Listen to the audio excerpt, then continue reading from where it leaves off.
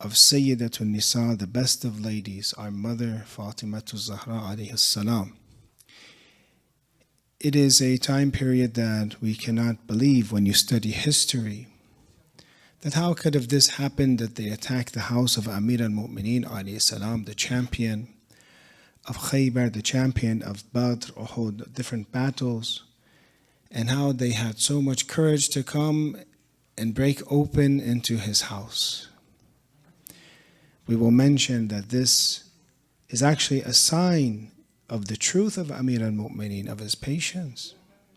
He would easily devastated and ruined any opposition to him, especially when it came to his house.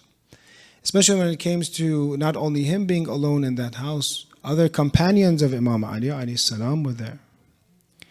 So therefore we realize that this patience of Imam Ali alayhi salam and this throne in his throat was for what? Was for God.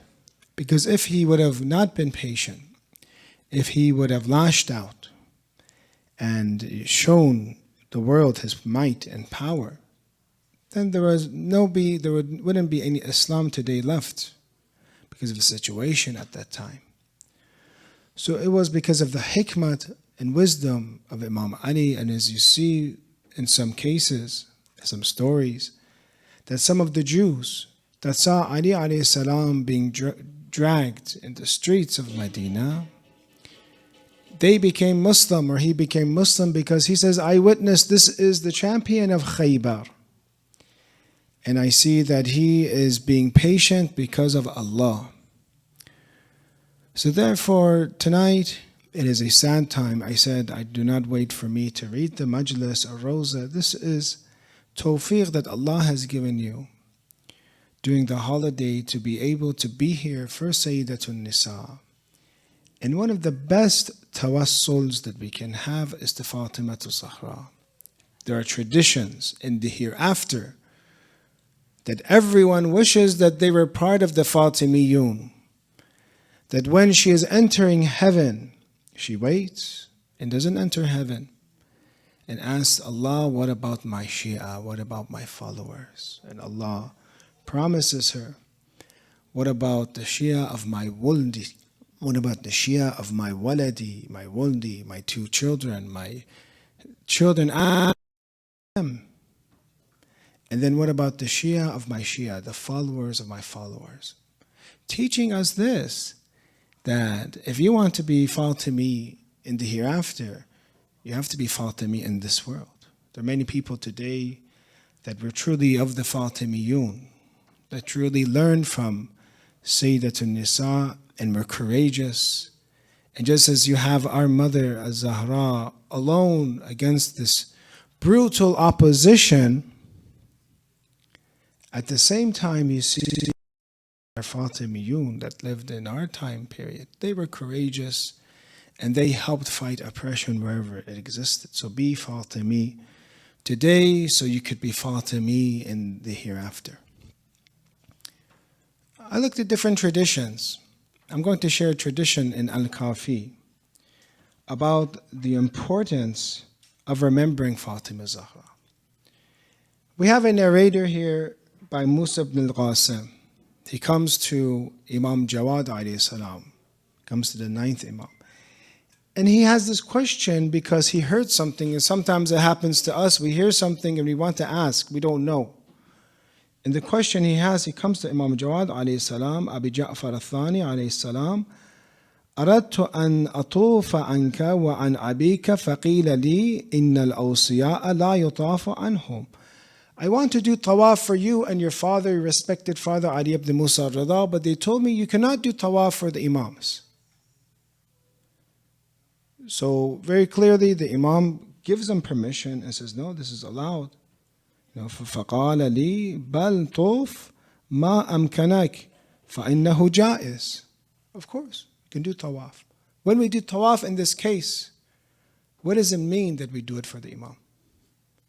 Of course, you're doing it for Allah, and you're giving it as a gift. You're saying, Allah, I do this tawaf to circumambulate, to go around the Kaaba. And you go around and you give the gift as a hadiya to the imam. something we should do all the time, something that our ulama have taught us. Recite Quran, give it as a gift to the mother of Imam Zaman, for example, if you have a hajjah. Recite Quran, give it for Sayyidah Fatima, for example. So he went and had permission to tawaf and go and do it for the Imam. It's okay. So 3 years passed, and Musa ibn Qasim came back to the Imam after 3 years. The journeys were far. It's not like now you just take a flight. I went to Hajj, I just came back in a week, 2 weeks, 3 weeks. So now he answers this. He says he's going to give a report to Imam Jawad alayhi salam about what happened.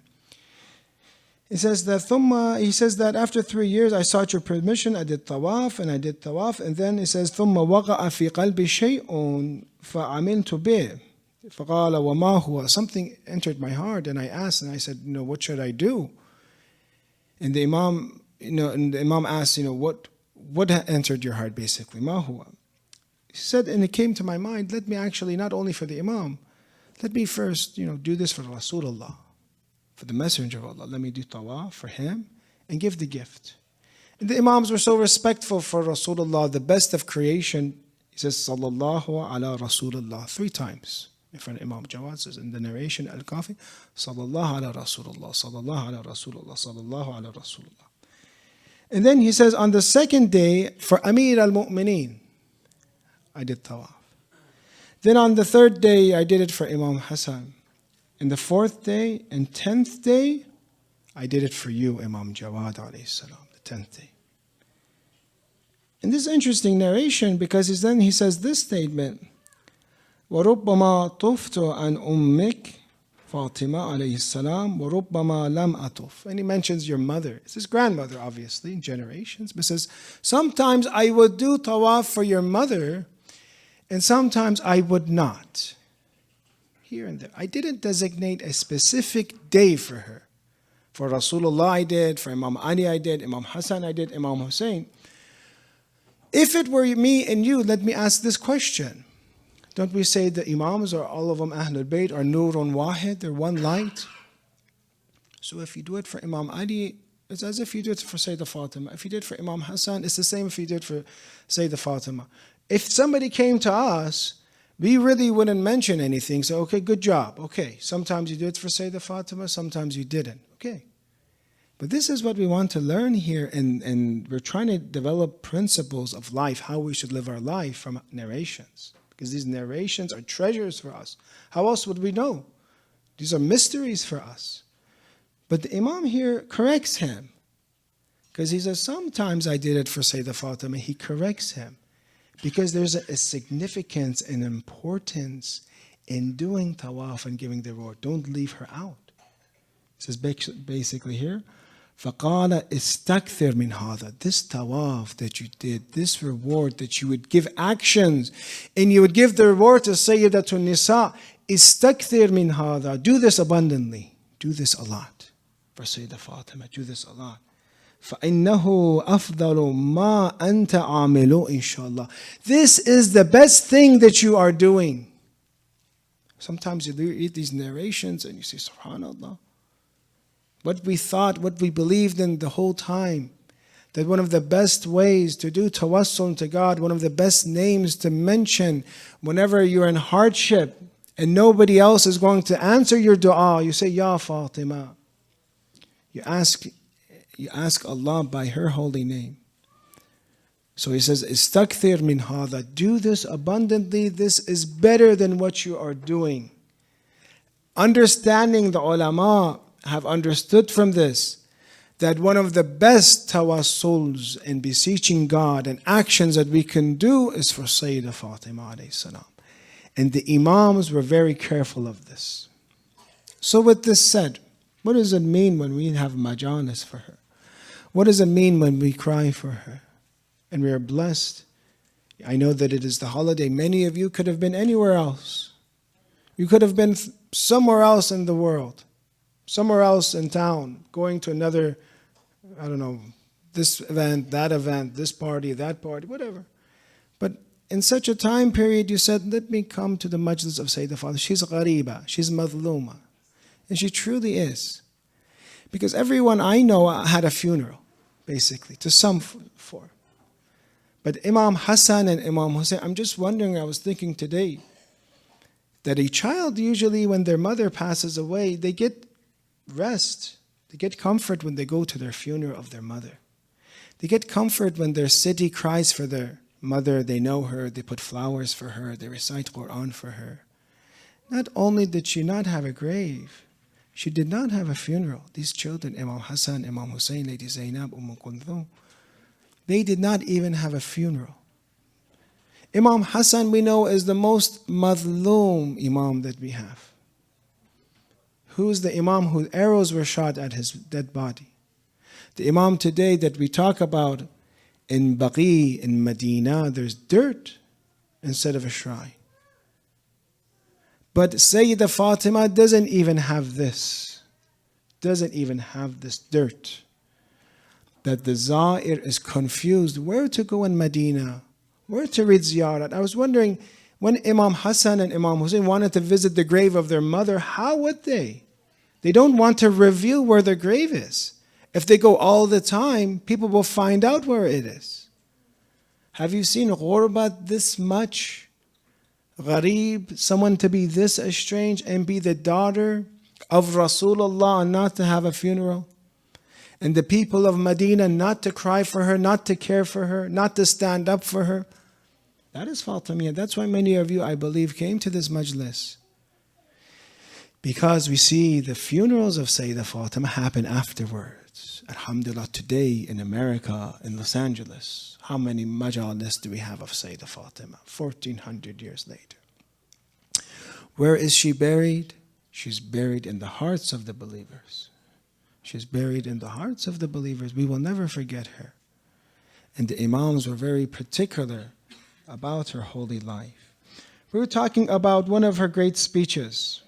And I was telling someone today this, that from the different, I'm not an expert at Arabic grammar, but we did study to the level of Mughni, Suyuti, and the Hawza, the 3 years in Balaghat. What we study in grammar is equal to PhD students in the Hawza, in the 3rd year PhD students in Al-Azhar, what they study in grammar.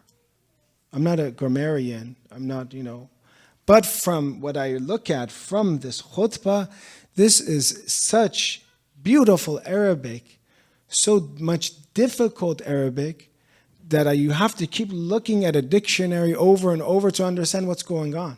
I've read Nahj al-Balagha, I've certain parts of it, different sermons, but this sermon that she has to the women of Ansar and to the women of the Muhajirin is one of those that I want you, those that speak Arabic today, I'll give the khutbah and I'll ask you translate for me. They'll be confused. It's difficult. It's at a very high level of balagha. And in this khutbah, what were we talking about? What was the whole topic of the discussion the last 2 nights, those that were not here? It was answering this question: what would have happened if Imam Ali gained power right after Rasulullah and would be supported? What would have happened? She's telling them what you are missing. This is what would have happened. First of all, we said the first section was, I'm detested by your world, by your men. Your men are playing with religion. When they were serious, now they're playing because they know Rasulullah said, Ali alayhi salam qadir, in front of how many thousands of people. They're now playing with religion, and you guys know they are playing. So I am detested by your men. And then she says, why don't you follow Abul Hassan? Why don't you follow Ali alayhi salam? So she can tell, Khutbah Fadak also had this, but in this way, the details of what Ali alayhi salam would do, it is in this khutbah. She mentions very beautifully about what would you do following. وَمَا الَّذِي نَقِمُوا مِنْ أَبِي الْحَسَنِ. What do you deny from Ali alayhi salam? Yes, they denied the beating of his sword, his carelessness about death, his deadly assault, his anger for the sake of Allah. They don't realize any of this, what he has done for Islam. وَتَاللَّهِ لَوْ مَالُوا عَنْ مَحَجَّةِ اللَّائِحَةِ وَزَالُوا عَنْ قَبُولِ الْحُجَّةِ الْوَاضِحَةِ لَرَدَّهُمْ إِلَيْهَا وَحَمَلَهُمْ عَلَيْهَا وَلَصَارَ بِهِمْ سَيْرًا سُجَهًا. If they allowed Ali alayhi salam to be in charge of this caravan, she gives the example of a caravan. And just like you see a camel, for example, a naqa, have a pierced nose that you would take. Ali alayhi salam would take the nose of this camel in a gentle, comfortable way, not to injure it, because if you pull too hard, that animal will be injured. If you do not pull, it won't move. He would pull this naqa very calmly, in a way that it mentions, وَلَصَارَ بِهِمْ سَيْرًا سُجَهًا, in a very harmless way. He would take you, because deen takes you. She's giving an example. Ali alayhi salam was your imam. He would never give you taklif more than you can handle. Saying he would not bother you. Don't think that he's going to give you so much zuhd and asceticism that you can handle. No, he will be a zahid himself. But he will not force you to starve. They tell, and look at the life of Amir al-Mu'mineen alayhi salam. He had food that he would sometimes seal up so others would not try to make it softer. He would eat hard barley bread, so others would not be able to open it and make it soft with oil or water. Hard food. And he would mention that this is my food. This is for me. It's not for you. I'm going to be harsh for myself, but not for you. So the first thing is, do you think she's saying that Ali alayhi salam would have taken you very comfortably, in a nice way? You wouldn't even feel any takalif. Brother and sister, is this not the same way that Islam is? If you really think about the instructions that we have in this beautiful religion, is it really overburdening us? Yes, maybe someone that at the beginning is starting as a convert, as a revert, they say, okay, you have to learn Arabic, you have to learn Salat, you have to learn this. Yes, at the beginning. It's like, for example, driving. One of the ulama was giving this example. When a person drives, at the beginning you have to learn the steering wheel, gas. Here they don't do, manual shift. It's automatic. But those that do manual, it's even something else.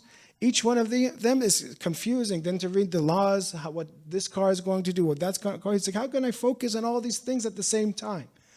But people that have been driving for a while, it's just automatic, right? You just drive, you look at the cars. You can even now check your, text at the same time and drive if you need to. I'm messing around, but it's so easy now that you get bored. So practicing our religion is something that becomes, at the beginning it might be a little difficult, but then when you become muttaqi, it becomes easy. It's comfortable. It's not something hard. All those things that Allah made halal for you, Allah actually doesn't want to burden you. Even when it comes to recommended fasts. Look how beautiful of a religion we have, how comfortable of a religion we have. You're fasting, it's mustahab. Someone comes and invites you. What should you do? They come invite you, it's a recommended fast. This is, I want you to have this meal with me. What should you do? Should you say, no, I'm not going to eat with you? Or should I eat with him? Should eat with him. You get more reward. What a beautiful religion. Or you have, for example, narrations of iqtisad fil ibadat. Iqtisad doesn't mean economy here. In a way that you don't over dua. And I tell people sometimes, we talk about doing over dua. Sometimes, God forbid, some people, they do too much worship. In a way, not as if they do it in the wrong place. So you have narrations that sometimes the heart wants not to do worship. Don't push it. Don't push it. Alhamdulillah, us 99% of the time we don't want to make dua. That's something else. Those that make worship and do dua, to have a break once in a while, that's fine. This is understanding that the instructions of Islam are easy for us. Look at it from all the food that Allah has made halal. Only a certain amount of them has made haram.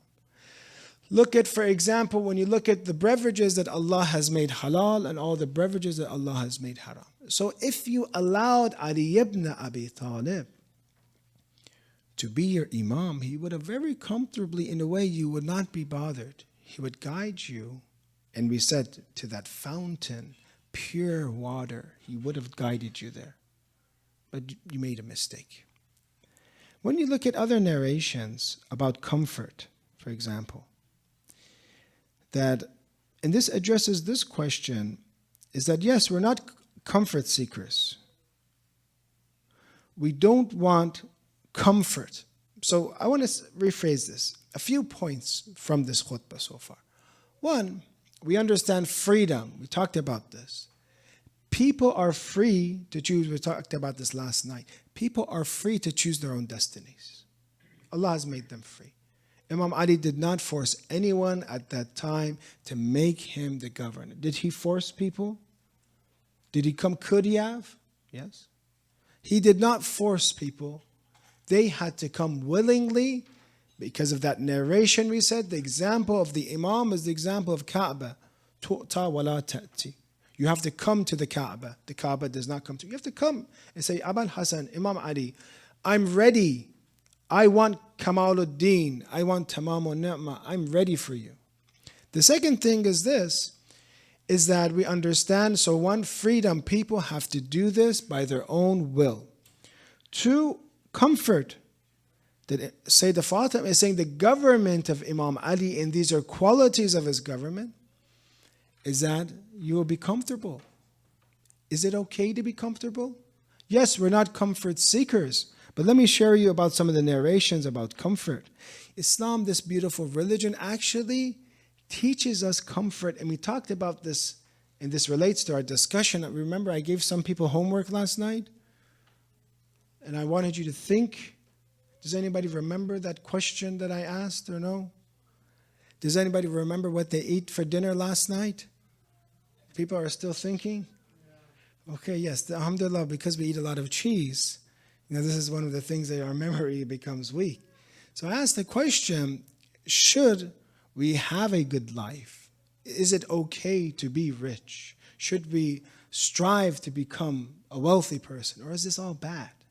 And maybe it's good to be oppressed. Maybe it's good just to be weak. Or should Muslims be powerful when it comes to financial opportunities that we have, when it comes to health? And we mentioned this. And the answer is this, of course. Imam Ali, we follow him. He had lots of income. He had lots of income, so much so that when he was the Khalifa, he did not need money from Baytul Mal himself. He had money himself. He had income.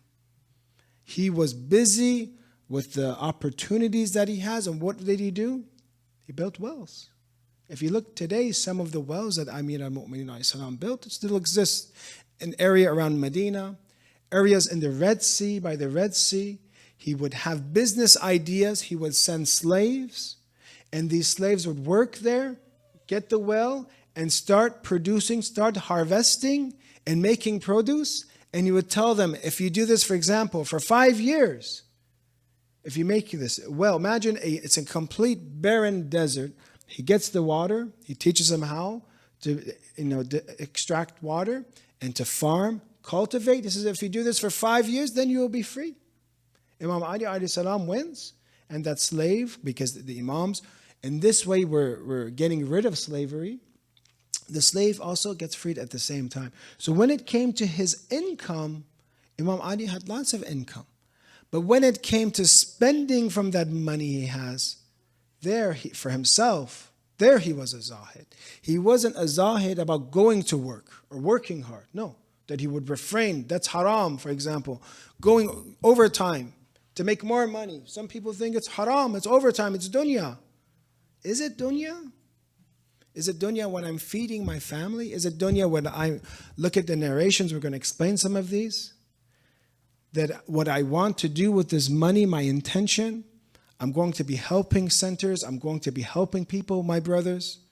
I'm going to give you narrations that sometimes people would come to Imam Sadiq alayhi salam, speak bad about the rich. And the Imam would correct them. Don't speak bad about the rich. That when it comes to financial opportunities that we have, our religion teaches us to be hard workers. And maybe people, they take this the wrong way, because there's these personality traits that they always like to blame others for everything. When there's poverty, when they didn't work hard, when they didn't study hard, when they should have, then they say, oh, Allah just wants me to be poor. I'm not in situations where a person, there's something happens to him that is out of his hands. No. I'm talking about those situations where it goes back to hard work. Every person that you see today is successful in general. There's few qualities they all share. They had nice minds, brilliant minds. They thought about that plan. The second, to implement it, they worked hard. In every field that we look at. So this is one of the problems that we face, is that we think that to be successful in just this world is something bad.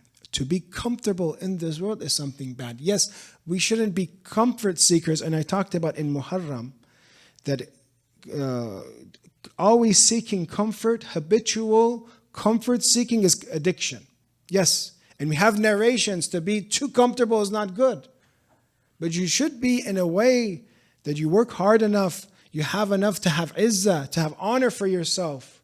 You have comfort for your family members. And then you have extra money, you give it to other people.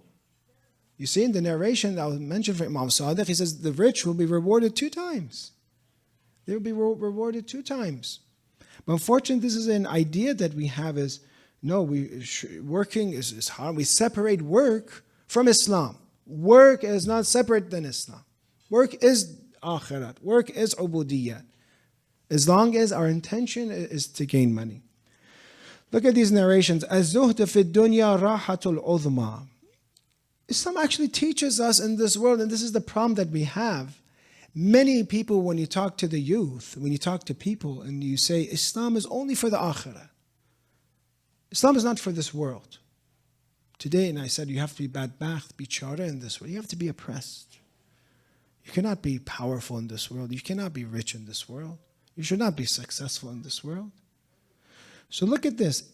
Our beautiful religion is saying, look, I will teach you. This is a path for you. Just success in this world. Let's forget about the hereafter. In this world, it will make your world beautiful. It will make you successful. It says, Az-zuhd fi dunya rahatul uzma. When you're not attached, and zuhd, again, many people think it means not to have to be a bum. No. Zuhd, as Imam Ali alayhi salam mentioned, is not that you do not own anything, is that nothing owns you. That nothing owns you. When you're not attached, in this way of Imam Ali is teaching us, when you're not attached to things, you have rahatul uzma. It's so easy for you. I have, for example, a nice home, a nice car, all these things, but I'm not attached to it. I'm not attached. I worked hard for it, but I'm not attached to it. Imam Sadiq alayhi salam, ar-ruh wal-raha fi al-rida wal-yaqeen. Actually, if you're looking for ruh al-raha, tranquility and comfort from Imam Sadiq, comes from rida and yaqeen, to be content with what you have and to have yaqeen and certainty. So these are 2 narrations that the religion that we have and we are practicing today is going to do this, is going to make us more comfortable. Now we look at the other narrations. And this is an ayah that Sayyidah Fatima says. And she says this. She says, if you followed Imam Ali alayhi salam, he would lead them to a fresh flowing fount. So it says, وَلَأَوْرَدَهُمْ مَنْهِلًا نَمِيرًا صَافِيًا رَوِيًّا تَطْفَهُ ضَفَتًا, and would return them with satiety. He would quench everyone's thirst. He would take them to this fountain, clear fountain. And we talked about in Arabia, imagine this caravan that Imam Ali is taking comfortably. What is the most exciting thing for this caravan to reach? A pool of clean, fresh water that everyone can be saturated. They can have enough for the next part of the journey. Then she recites this verse of the Quran, how beautiful it is. وَلَوْ أَنَّ أَهْلَ الْقُرَىٰ آمَنُوا وَاتَّقَوْا لَفَتَحْنَا عَلَيْهِمْ بَرَكَاتٍ مِّنَ السَّمَاءِ وَالْأَرْضِ وَلَكِنْ كَذَّبُوا. And only if the people of the cities Ahlul Qura here means Mecca. And if people of Mecca had believed and feared Allah, we would have opened up them blessings from the heaven and the earth. We would have showered them with blessings in this earth. That if you followed Amir al-Mu'mineen and you really supported him, just how you see the narrations about the Mahdawi government. What will happen during Imam Mahdi's rule? What will happen when one of the qualities of the government of Imam Mahdi? One of them is that people will look to give charity, and there's no one to give charity to because everyone is rich that has enough. That is one of the aspects of the Mahdawi government. That is what would happen if Imam Ali ﷺ was supported. This is not talking about the akhirat yet. Well, barakat can be anything, but in general, barakat min as-samai wal ard. Allah would have opened up from the heaven and the earth for you. So you see, the third thing is that Imam Ali ﷺ would have made you, the people of Medina, a comfortable, a rich life. It's okay. It's not haram to be rich. It's not haram to not be oppressed. And he would have given that to you. When you look at the narrations about being rich, نِعْمَ الْعَوْنِ عَلَى تَقْوَى اللَّهِ تَعَالَى الْغِنَى. What a good aid riches can be to God-wariness. مستدرك الوسائل. Imam Sadiq alayhi salam, صَلُوا اللَّهَ الْغِنَى في الدنيا والعافية وفي الآخرة المغفرة والجنة. Ask Allah for riches and vitality in this world's life, and ask Him for forgiveness and paradise for the hereafter. Or other narrations from Imam Sadiq alayhi salam, when a man mentioned the rich people in his presence, defaming them, he said, "Be quiet, for verily if the rich man maintains relation with his kins, if he's rich, one of the problems is maybe he does not want that relationship with his family anymore. They're too poor for him." That's one of the problems we have. At the same time, the danger of being rich and having rebellion. If a person becomes rich, then he does not sever ties in relations with his kin and does good to his fellow brothers, Allah doubles his reward for them. So therefore we see that for us, and we look at the political system of Amir al-Mu'mineen alayhi salam, that if he was aided and if he was helped, he would have helped the people in their world, he would have helped them in the akhirah, and it would have given them a comfortable life in a way that they would have knowledge, they would have salat, they would have dunya, and they would have akhirah. This is something that, unfortunately, again, I said it's a misconception that some Muslims think that this type of life, comfort, and to have enough is something that is against. When you look actually at other narrations, one of the ulama was giving this narration to, if I can find it, please recite salawat ala Muhammad wa ali Muhammad.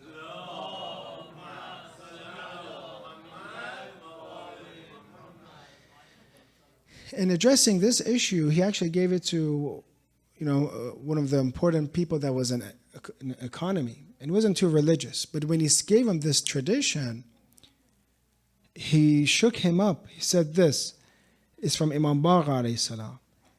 إني لا أبغض الرجل أو أبغض للرجل أن يكون كسلان عن أمر دنياه. I have hatred. I despise a person that doesn't work for his dunya. Usually we think dunya is bad again.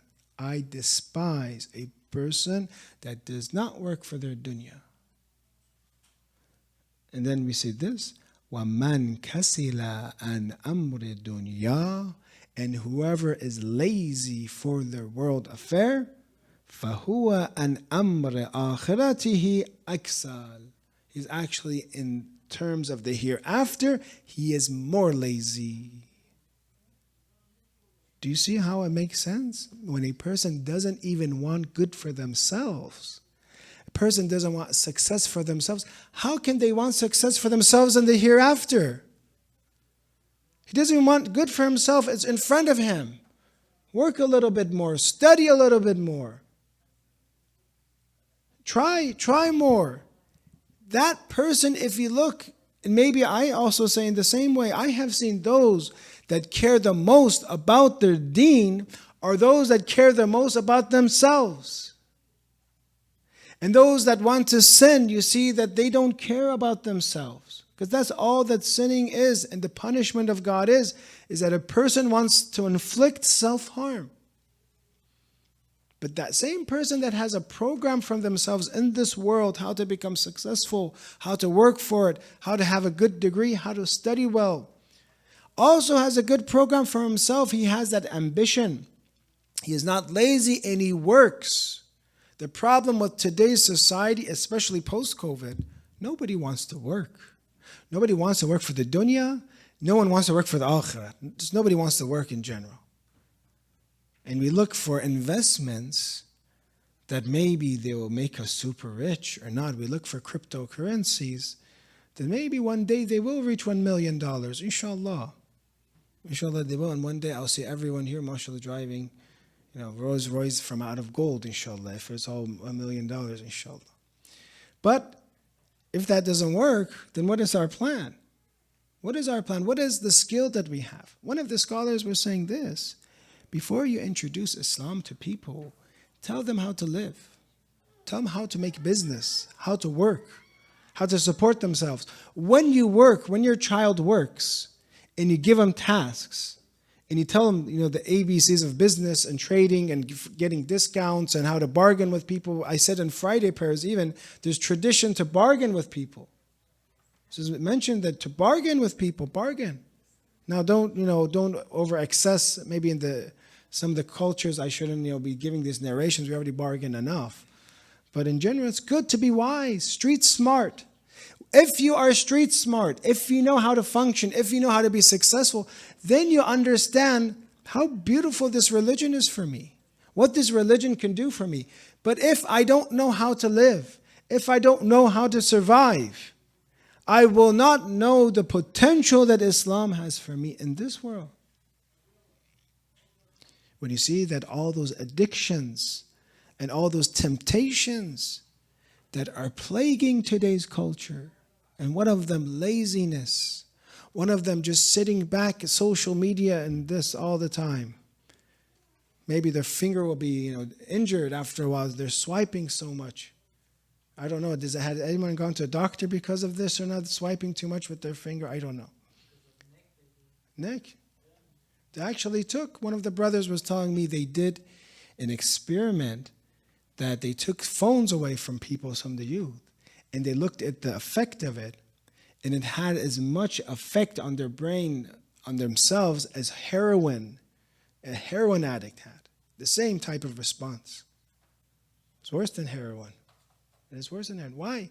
So you see these issues that Islam is telling us, whoever Imam Baqir alayhi salam, whoever is an yakuna kaslan an amr dunya, whoever is weak, I don't like that person. Whoever is lazy when it comes to his dunya, I don't like that person. وَمَنْ كَسِلَ عَنْ أَمْرِ دُنْيَا فَهُوَ عَنْ أَمْرِ آخِرَةِ أَكْسَلُ. Whoever is lazy in this world is going to be lazy for the effects of the hereafter. They don't want to work. They don't want to do salat. They don't want to come to the masjid. Someone were asking, how come people don't come to the masjid? How come they want to work for it to get salat jama'ah? If 10 people pray together, we don't know how much, we cannot count how much reward there is. One of the answers is this: people are lazy.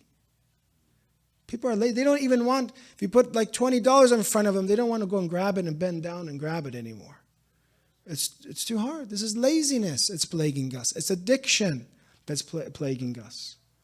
So you see this relationship that Imam Ali alayhi salam is teaching, let's say the Father is saying he would have taken you and he would have bettered your world and your hereafter, and dunya would have been like paradise. That's how it's supposed to be. Yes, brother and sister, some person might do ishkal and object to me. Well, what about me? I've been trying so hard. I had good business plan. I tried, but I was just never successful. Yes, that's why Imam Ali alayhi salam at that time tells you to be patient. If there's a hila, فَلَا تَعْجِزْ if there is a hila. Hila means what here? Hila in Farsi we say is a trick, but hila in Arabic means solution. Look, if there's at a makruh, something that you do not like, if there is a solution, فَلَا تَعْجَزْ. Don't be weak. Go and find the solution. But if there is no hila, there is no solution, فَلَا تَجْزَعْ. Don't do jaza'. Don't, start screaming and yelling and freaking out. Be patient. Be patient. So yes, if a person works hard, and Allah is knowing hard, but his test is the test of poverty, his test is the test of sickness, then yes, of course, then you will be rewarded because that is your test. But in most circumstances that we see, most people, it is because of their own laziness, they did not reach in terms of the dunya what they wanted to. It's because of their laziness that they did not reach what they wanted to. At the end, we're going to mention that Imam Ali alayhi salam, if he was the governor, if the government was in his hands, what would have happened? There was a study done, and we'll finish with this. The 5 C's. There was a study done by 3,000 public officials from 18 different countries to see how these government workers, how these public officials, and they surveyed them, how they can be successful. What is success according to them? And from the study of 3,000 government officials in McKinsey Center for Government, we saw around 80% of government efforts to transform unfortunately failed to meet their objectives. Government officials, they're voted, they come in, and they're supposed to take care of something, and you see that they have lots of resources sometimes, they have lots of opportunities, but they destroyed in a way. 80% of them fail. So they came out in this study and came up with 5 C's that government officials' qualities they should have to transform society for the better. Because it's possible, as I'm saying, Allah has given us knowledge, capability, the potential to make our world a good place. And let's see what these conditions that Ali alayhi salam had, according to now, that you understand that Sayyidah Fatima, when talking about politics 1400 years ago, how far advanced she was in terms of political science. One, it says committed leadership. They said they came out with 5 C's to see how to transform governments into a successful government. 1, committed leadership. The transformation leaders must commit extraordinary energy to the effort, take personal accountability for success or failure, lead by example. I ask you all of these, I want you to say, did Ali alayhi salam have this or not? This is according to a survey for today to be successful. Did Imam Ali alayhi salam have leadership in such a way that he would commit extraordinary energy and he would take personal accountability? Yes or no? Yes, of course. Imam Ali alayhi salam took the most important leadership that he had in a way that when he would broom, when he would distribute, he was so responsible, so accountable that he would distribute Baytul Mal himself. And he would come and look at Baytul Mal, and he would look at the gold and the silver, and he would mention it as colors of safra, for example, and bayda, yellow and white. Ghurri ghayri, go and fool someone else. You cannot fool Ali. He took accountability for this and would pray 2 units of prayer after he distributed the Baytul Mal. So the leadership of Ali alayhi salam, he had that capability to transform Medina in that way into the best superpower that the world would ever see, if the people helped them. And today we're suffering. We're suffering today. We're crying for Sayyidah Fatima because they did not listen and follow Imam Ali. They had the best ruler at their disposal. The second, clear purposes and priorities. Successful transformations paint a compelling picture of their destination and make it clear to public servants and citizens why the change is necessary. When it comes to objectives, the report notes less is more. Imam Ali alayhi salam, did he have clear objectives later on when he was the governor, when he was the ruler of the Muslimin? And he would say, Al-adlu hayatul ahkam. Justice is life of ahkam and ruling. Ad-adl. Ad-adl means to put things in their own place, that everyone is treated fairly, that everyone is given the same chance. And not just people that are related to me, and not my friends and family are given a better chance. Not people that I know, as we say, party bazi. Adlu hayatul ahkam. Ad-adlu aqwa asas. So the second is clear purpose. His purpose was al-adlu aqwa asas. The best pillar of his government is adl and justice. As some say, people did not support him. The idalat of Ali ibn Abi Talib is what caused him to be martyred. His idalat and justice. We're running out of time. Candice and coordination and delivery. Being able to, those agents that you have, those people that are going to work for you, you have coordination that they're going to fulfill those. Those governors, for example, he has, and what he would send to Egypt and other places, Salman Farsi, for example, that he would be coordinated with them. Fourth, compelling communication. And this is where Imam Ali, very beautifully, we see Nahj al-Balagha are the sermon and the speeches of Imam Ali when he was the ruler. And you see how clear his communication was with the people. And today, his communication is clear.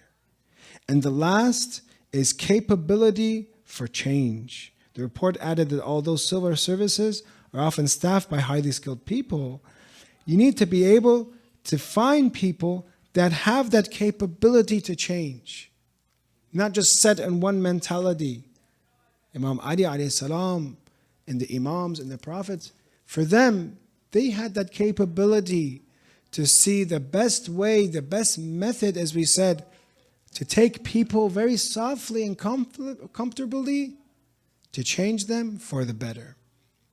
So therefore, tonight, we're talking about this, that what would happen if Imam Ali alayhi salam was supported by the people, if he was given the chance to, he would take the reins of the caliphate and he would lead them to khair of the dunya and the akhir, which is all of it is good for us. And therefore, we see that they missed out on this huge opportunity and they only harmed themselves. Let's recite salawat ala Muhammad, Ali Muhammad, wa'ajal farjah. Ya Muhammad, wa'ajal farjah. Let's dim the lights. Tonight is the 3rd of Jumadi, this night. And this is the night where the traditions can be the martyrdom of Sayyidatun Nisa.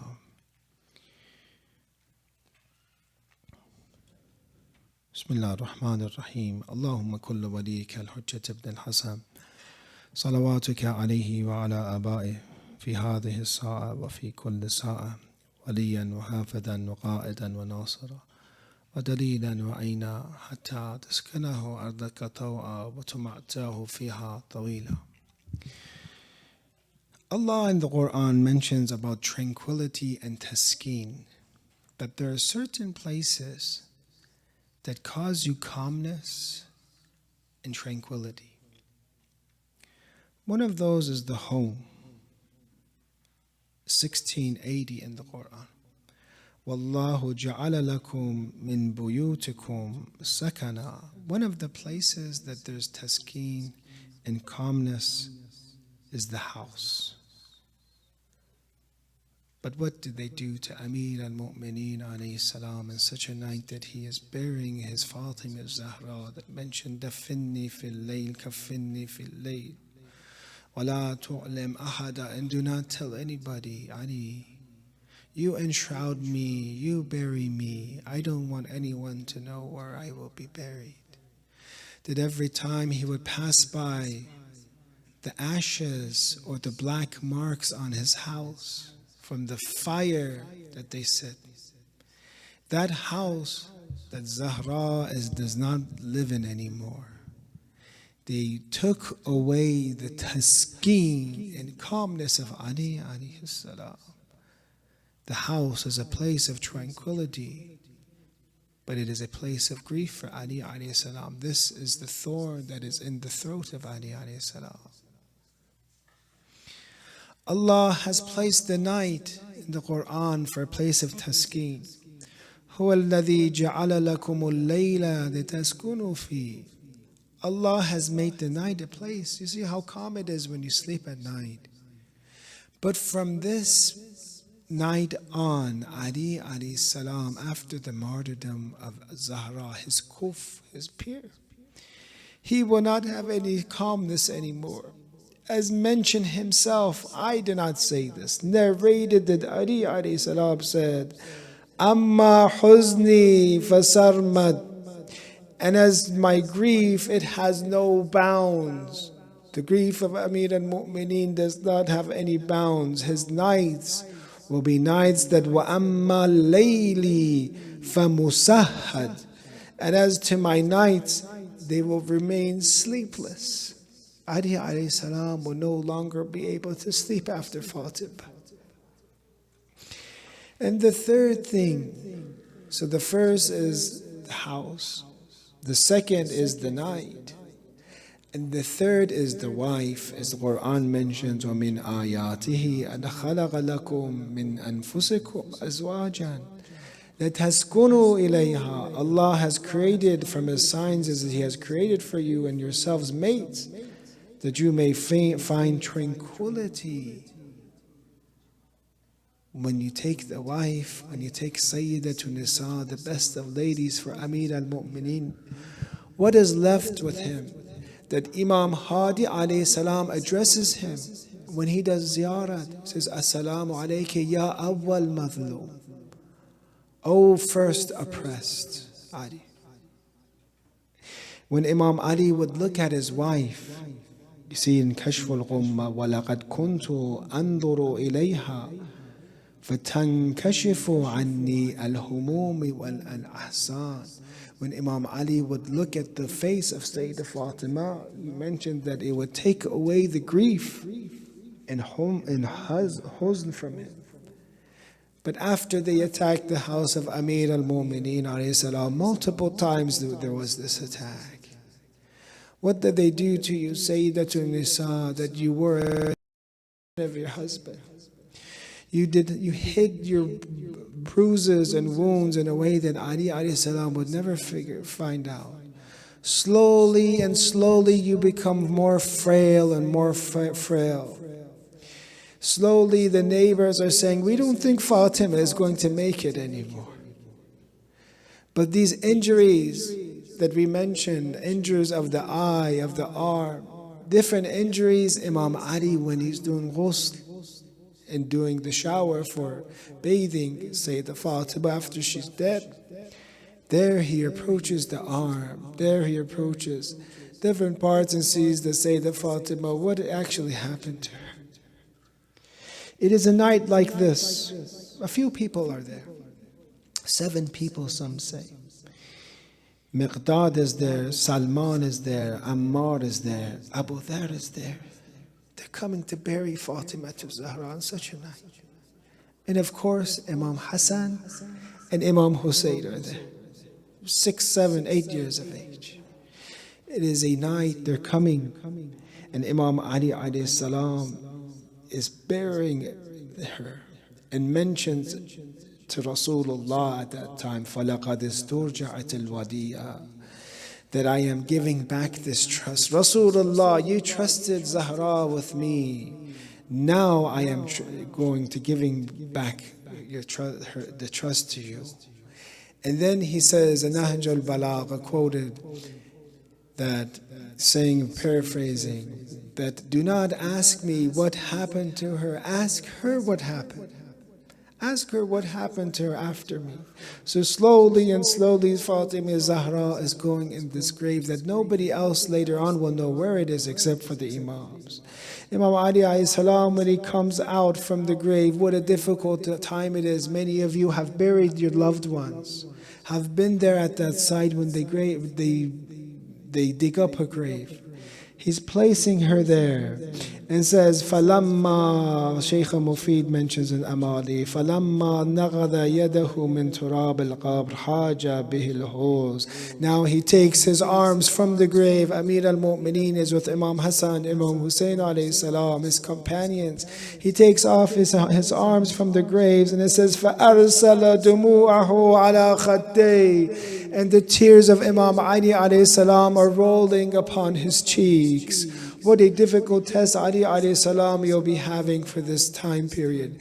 You'll be all alone with Imam Hassan, Imam Hussein, Kulthum, Lady Zainab alayhi salam. And it will be a time, as how the Messenger of Allah said, it will be the time of patience for you. Inna lillah, inna ilayhi raji'un.